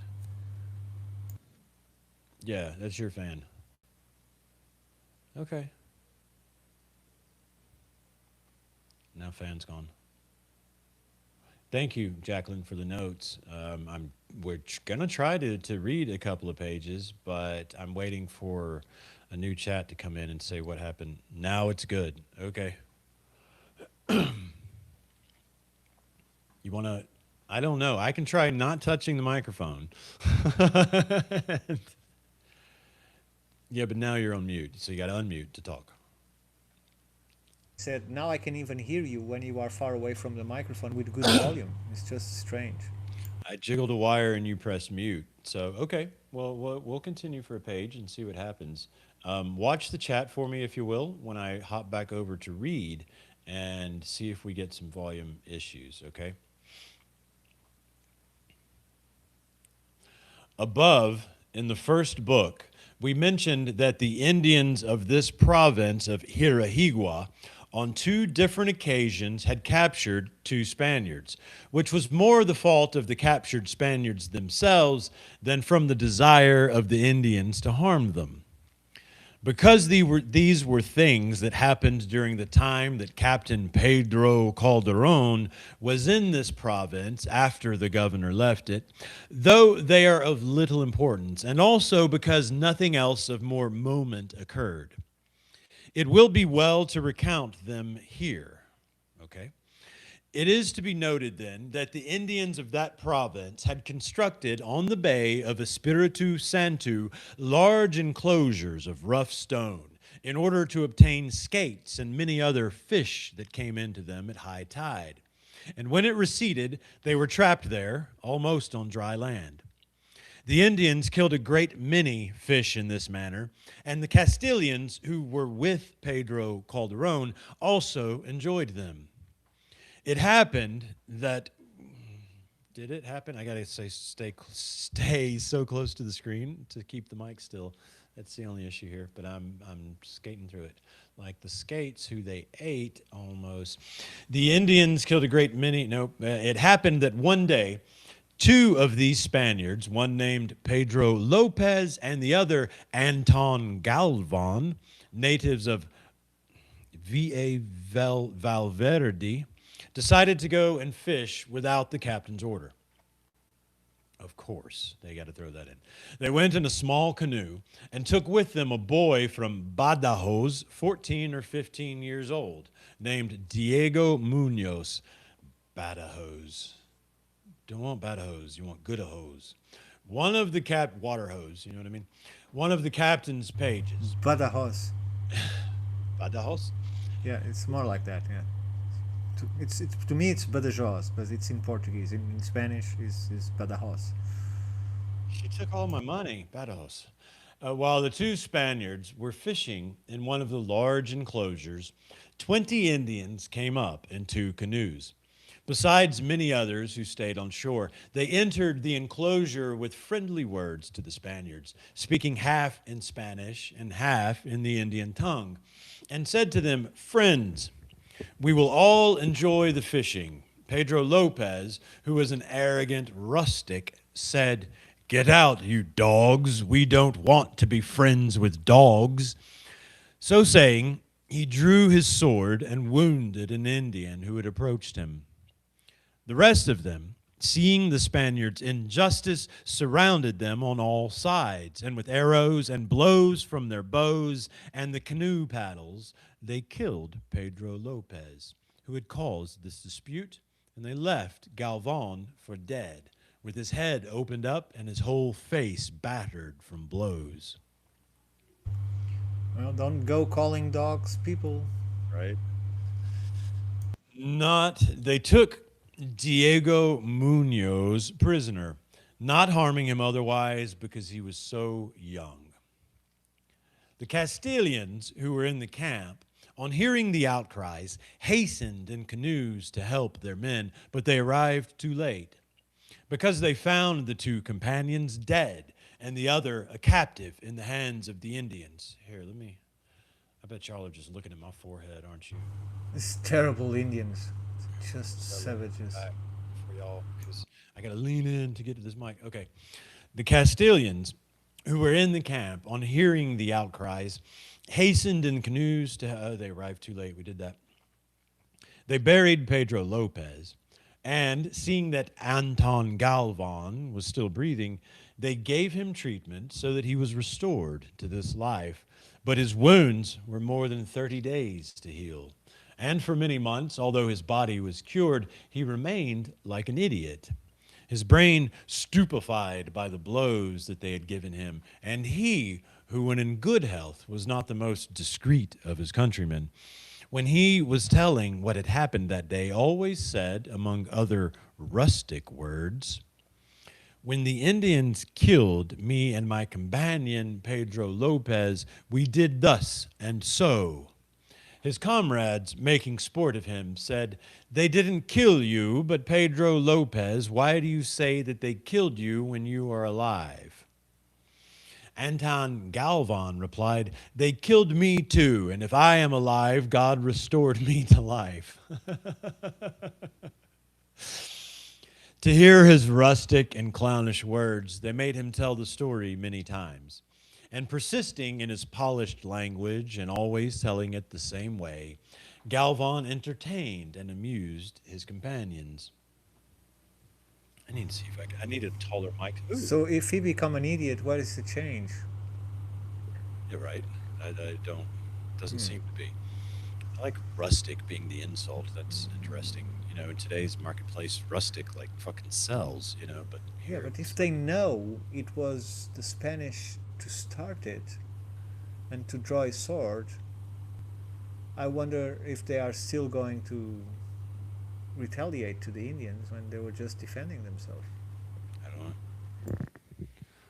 On another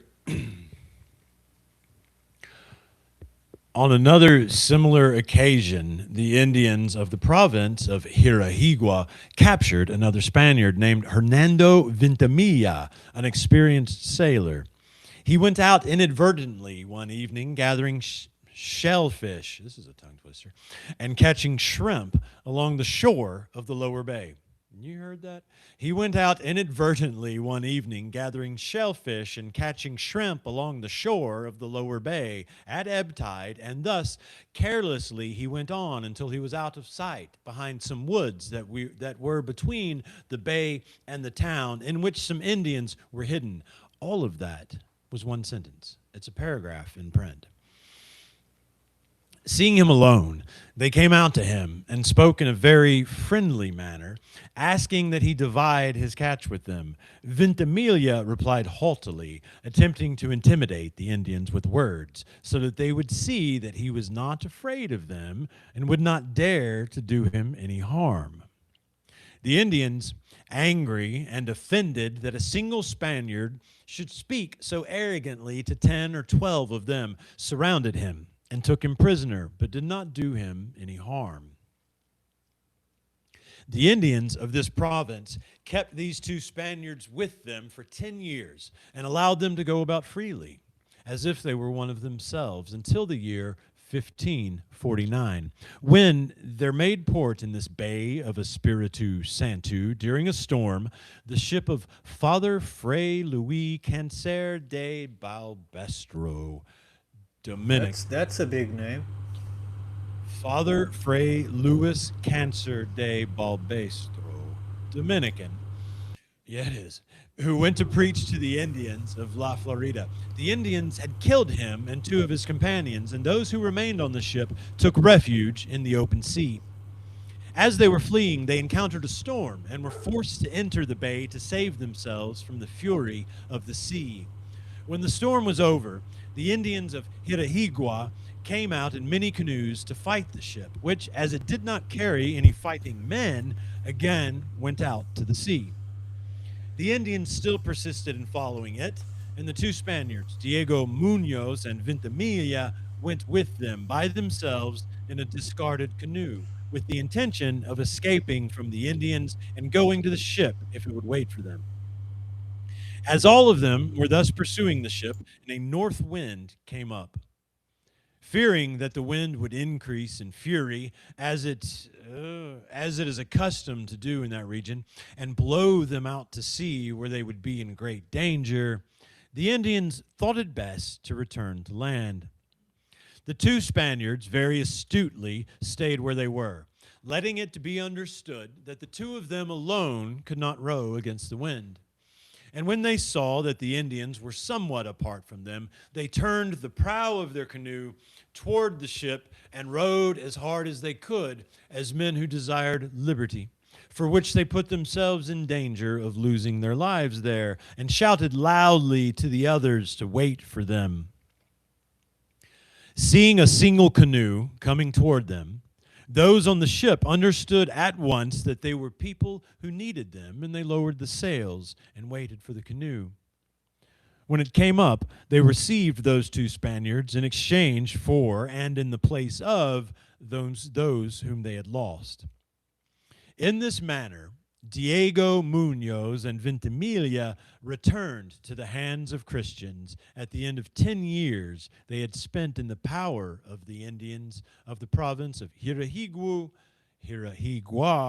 and the Bay of Espiritu Santo. Why is it always 10 years? Yeah, Pedro Calderon had, I mean, not Juan de Añasco added up to 10 years. Hmm. It's very true. Section, what are we on? 15, 16, 17, 18. Pedro Calderon leaves with his men and the events of his march until reaching the Great Swamp. Okay, so now we skipped the 30 Lancers through and over the Great Swamp, and now we're heading back. As soon, and because we've already crossed this swamp twice now in this narrative, that we skipped the third, let's head back for the fourth. As soon as Juan de Añasco and Gomez Arias set sail, one for the Bay of Ayut and the other for the island of La Habana, Captain Pedro Calderon prepared the men who remained with him, who were 70 lancers and 50 infantry, because Juan de Añasco and Gomez Arias took the other 30 Spaniards in the brigantines and the caravel in order not to go with only the mariners. He set out from the town of Hirahigua, leaving the growing gardens the Castilians had planted for their use, with much lettuce, with radishes and other garden stuff, having brought the seeds with them in case they should make a settlement. On the second day of their march, they reached the town of the good Mukoku, who came out to receive them, and that night offered them very good entertainment. On the next day, he accompanied them to the borders of his territory and took leave of them with much affection and regret, saying, "Gentlemen, I now entirely lose the hope of ever seeing again my lord the governor or any of his people, for hitherto, with having you in that presidio, I hope to see his lordship, and I rejoiced, thinking to serve him as I have always desired. But now I shall mourn his absence all my life, without consolation. Therefore, I pray that you give him this message, and say that I beg him to receive it as it is sent." With these words, and with many tears by which he showed his love for the Spaniards, he took leave of them and returned to his house. Captain Pedro Calderon and his 120 companions made their daily marches until they came to the Great Swamp, without anything noteworthy happening to them, except that one night before they reached the swamp, thank goodness, one night before they reached the swamp, when the Castilians had camped on a plain near some woods, many Indians came out to make sudden attacks and sallies against them at all hours, until they came into the camp itself and fought hand to hand. When the Spaniards pressed them, they ran back to the woods and then came out again to molest them. In one of those engagements, one of the riders assailed an Indian who showed himself to be more daring than the others. He ran from the rider, but when he felt that he was overtaking him, he turned to receive him with an arrow in his bow, and he shot it at such range that at the same moment the Indian loosed the arrow, the Spaniard gave him a lance thrust from which he fell dead. But he did not avenge his death badly, because the arrow he shot entered the horse's breast. And though he was so close, the shot was so true that the horse fell dead at his feet, with all four legs outspread and without making another step or movement.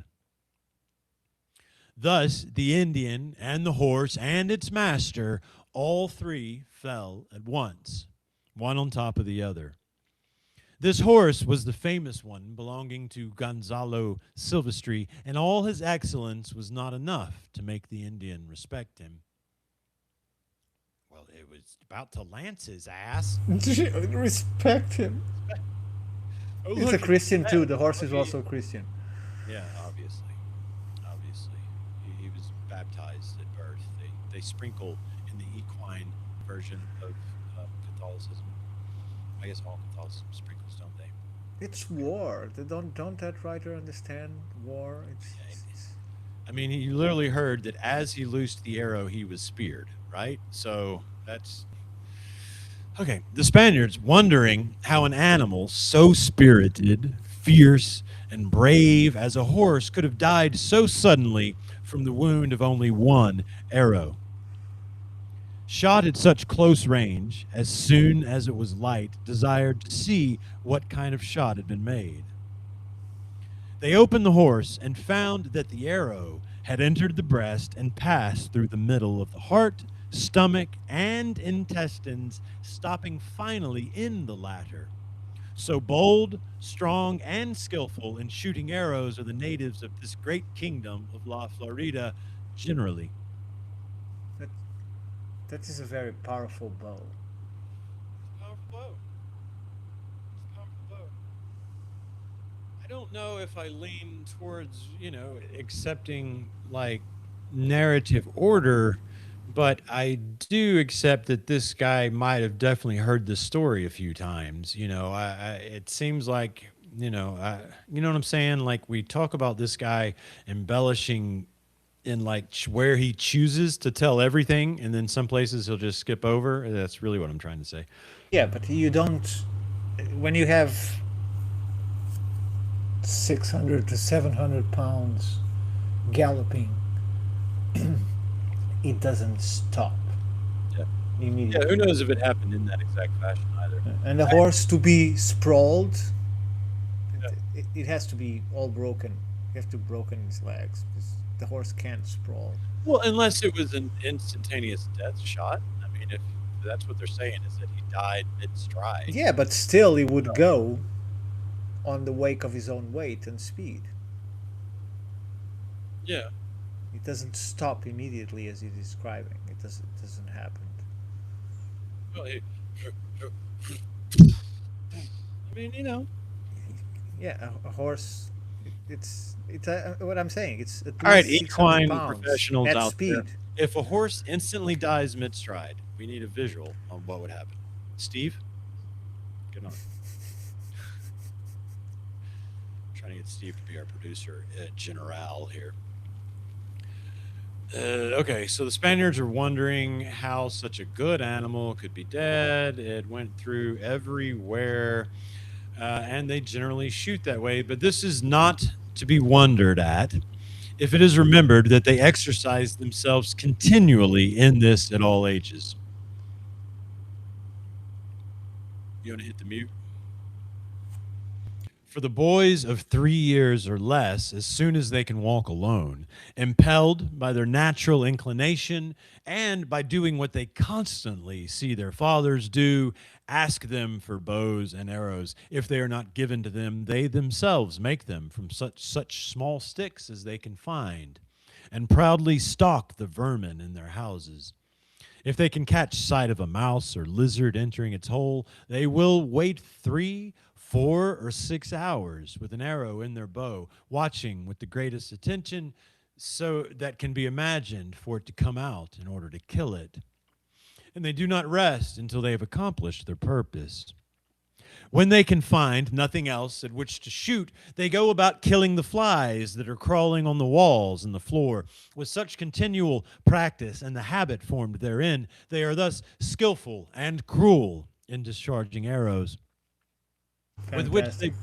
they make shooting flies, I know, with which they make the most wonderful shots, as we shall see It's and not the note. getting flies. Is that would they have an unlimited source of arrows? because you have to make them. No, I mean I don't think you.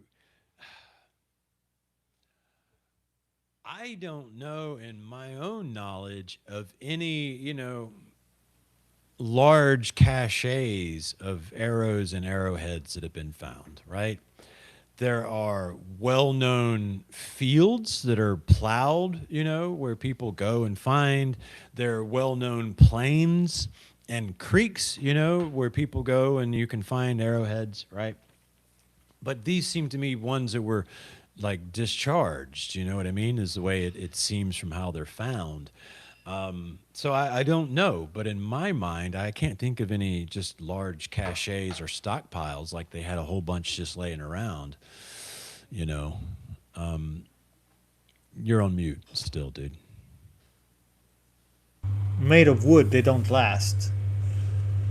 So, Right. It's the shaft. but Right. the tips, what happens there is that they were not using metal tips, because if they were, you will find at least the tips, not the shafts, but you find the tips. So they were using sharpened sticks, basically, Right. not Yeah. stone or metal. Yeah. Yeah, I totally agree. That's the pattern I'm familiar with. I mean, in all my time, and I don't dig, right? I most of what I find is in the waterways, right? But I've only found one, you know, and it was broken too. So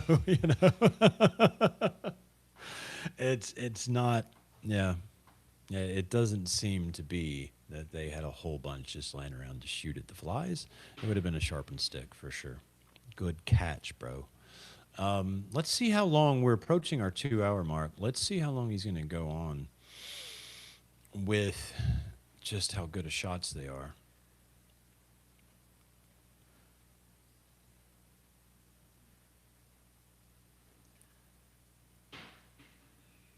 So he's going on about the bravery of natives, as we shall see and note in the course of this history.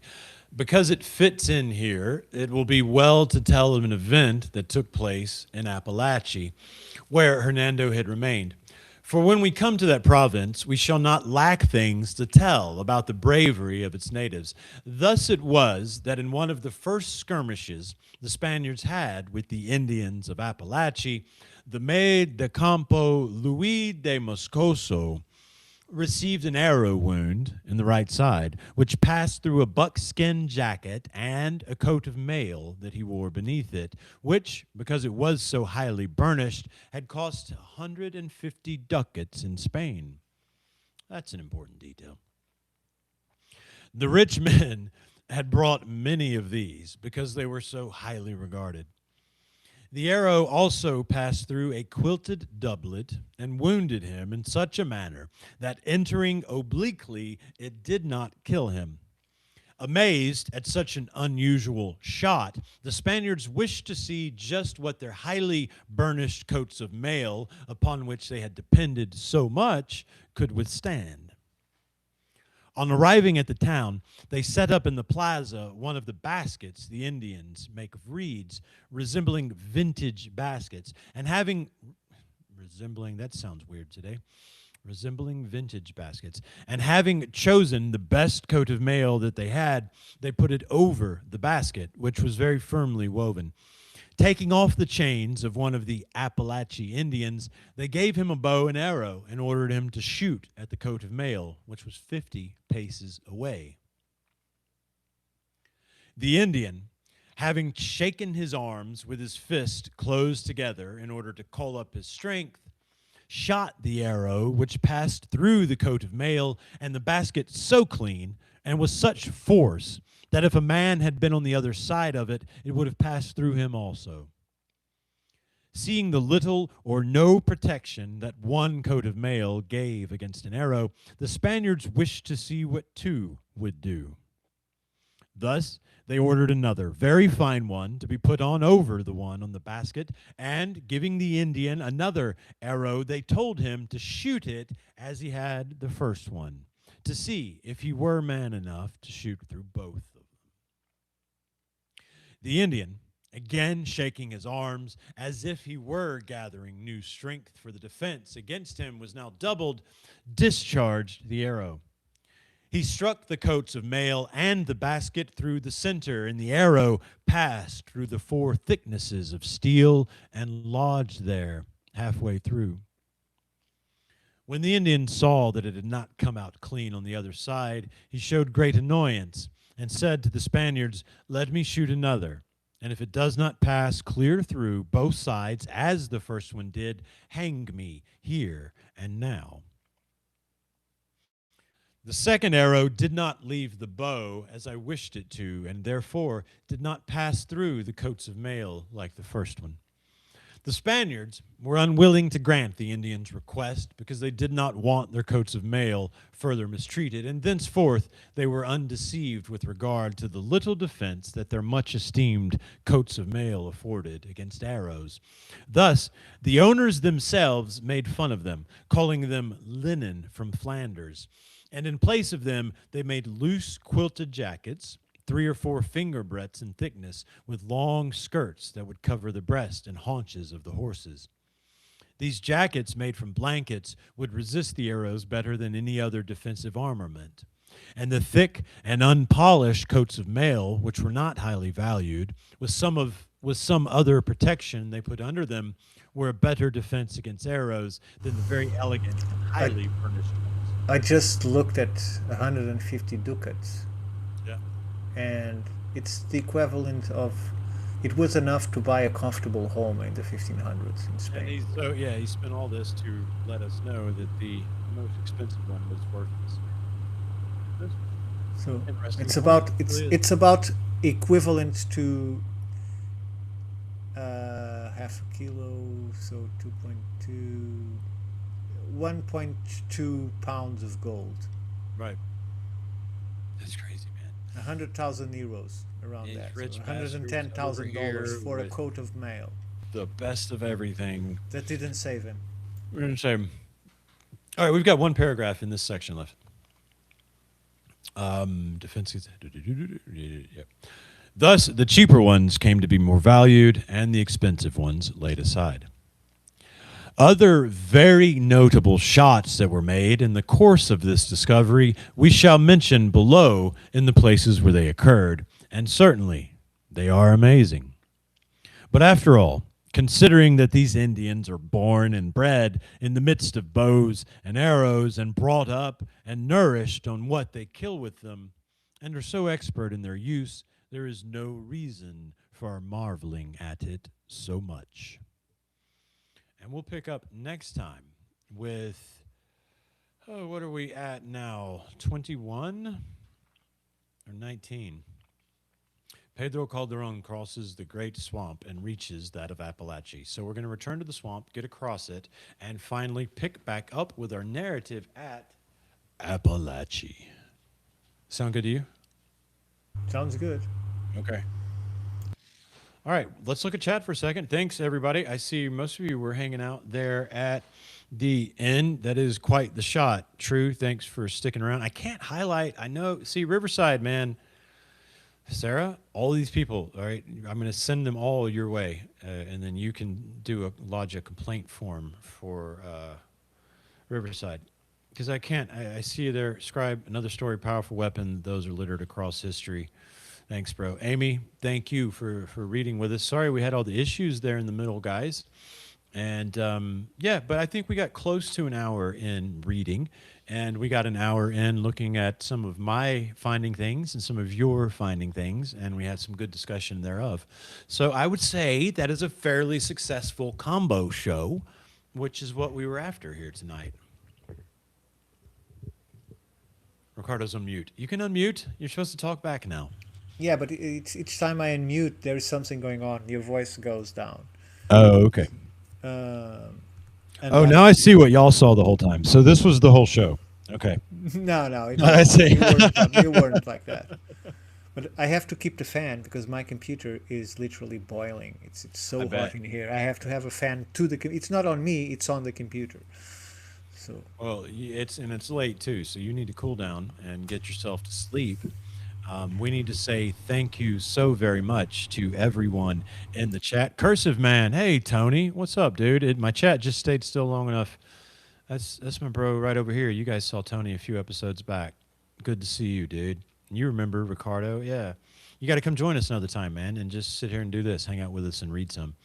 Um, yeah, glad you made it for some too, man. We had issues, but the first I was just looking at stuff over at the Kusa, and some of the new stuff. I think, maybe putting together about what exactly the native people of this area were. I think it's more than think, maybe, because I would have to be. I mean, I am crazy, that's part of it, but like I'd have to be like real to like come up make No, up all this no. stuff. It's a lot. But we did a pretty good job at sort of getting to where some of it's culminating, the stuff that once you move past Mobilla and Hall of Hernando's metal, what is it then you start finding and learning about these people? And that's part of what we're engaged in here. I thank Ricardo, the Presidente from the Institute for Natural Philosophy, which is going to put itself on the line and appoint me an actual shaman. So I don't know how those board meetings will go from now on because everybody's gonna be like, "Well, let's vote," but first we got to ask Jason. I mean, it's gonna be a bit of a, you know, I don't know how we're gonna work it. Nah, joke, but We don't fight at our board meetings because we no, we decide don't. everything before. Right? And that way the meeting is just now we can talk. Is pretty much how those meetings go. Exactly. Everything happens one day at a time. Steve is very organized. Everybody receives everything Steve is previously. So that's why I was. Tony's got a webcam now, so he can definitely come join us. Yeah, bro. Like next episode, or two. I know you're busy as well, but when you get the chance, come hang out with us again soon. And same, everybody. So today's Thursday. Yes. Tomorrow, Friday night, Dave from Dave's Multiverse is putting out an interview he and I did with Sarah Braley. Look for that from me tomorrow. I won't be podcasting because I kind of need to be around and support that and hang out in the chat. I might do something before or after, but we'll see. And then Saturday night, we have the Roundtable Chronicles, and we'll piggyback on that episode tomorrow night with Sarah Braley coming to join us on the Roundtable Chronicles. She's been doing some pretty extensive inventing of her own regarding underwater archaeology, which, Ricardo, I know we have a program sort of, gearing towards that in the future that links up nicely with her drone system. She's going to talk about that, and of course, big rocks. I learned from listening to Dr. Little on the Matt Beal podcast today. He was talking about this stuff. as the girls say, they had boats, so it's only fair that we have one too. They So had boats. They had boats. Where was I? Oh, about the stone chambers in mounds. So I know that Sarah, who does all the work with stone chambers, as well as her work on making underwater archaeology work, she'll be sharing all of that with us on Saturday night. I'll probably come hang out with you guys on finding things within and without at some yet to be announced time when something very interesting strikes me. I've got a few irons in the fire for next week. My children have to spend 1 week with their mother in the summer, so they're heading over tomorrow to do that. So I have a couple of things on the radar, but I don't want to announce until I decide, and I usually decide the day of. You guys know that. Think long, think wrong, and our best future requires the truth of our past. And those two catchphrases pretty much sum up what we're trying to do, I'm trying to do here, but what we are trying to do at, as you see, the IFNP, Institute for Natural Philosophy. If you want to hang out with us, if you want to talk with us, come find us on our Discord. You'll see pretty much many of the people that you see here in the chat, except for Tony. We got to get you over there, Tony. Jacqueline, thank you, as always, the reason for the reading. And everybody, we are closing in on our 2 hour mark. Ricardo, you got anything you want to say? We need 40 seconds. What you got? oh, okay. Let me try in gibberish. Oh yeah, you don't have anything up here. That's always what you say. That's just your excuse. You don't have to talk unless we're No. talking about So I think the only thing apart from everything we have on the oven is I don't know how things are yet, but we're trying to start printing the Pharaohs magazine, and yes. we should start preparing the next issue soon. But let's see if we can start printing it, because I would love to see it physically. So it's the problem is the Great. size and the quality of the paper and a It's reasonable beautiful. price. That's what I'm Vincent trying to printed do. himself out one, and it's beautiful. It'd be an amazing magazine. And you've got the photo of me pointing to the editor's notes. That should just be that'll be my only contribution ever. I'll just be the editor's notes. That little picture of me. Start having a page with curious rocks. Curious rocks. That's it, man. That's just cool rocks from the Coosa, dude. It's amazing what some cool rocks from the Cool Coosa. rocks from the Coosa. And That's the name of an article. it is. You got the CC for the 3-3 right there. It all lines up, and everything in the Coosa River is lining up to it being a very, very special place for the native people of this area. We're going to continue to study it for you. That's what we do. We love you guys. 2 hours, 1 minute, and I will see you tomorrow at Mike and Dave's, sometime on here, Saturday on the Roundtable Chronicles, Sunday, maybe a shaman and the philosopher if Ricardo can get his shit together. Otherwise, we'll see you back here, guys. Thanks for hanging out with us. Love you guys. Bye, everyone.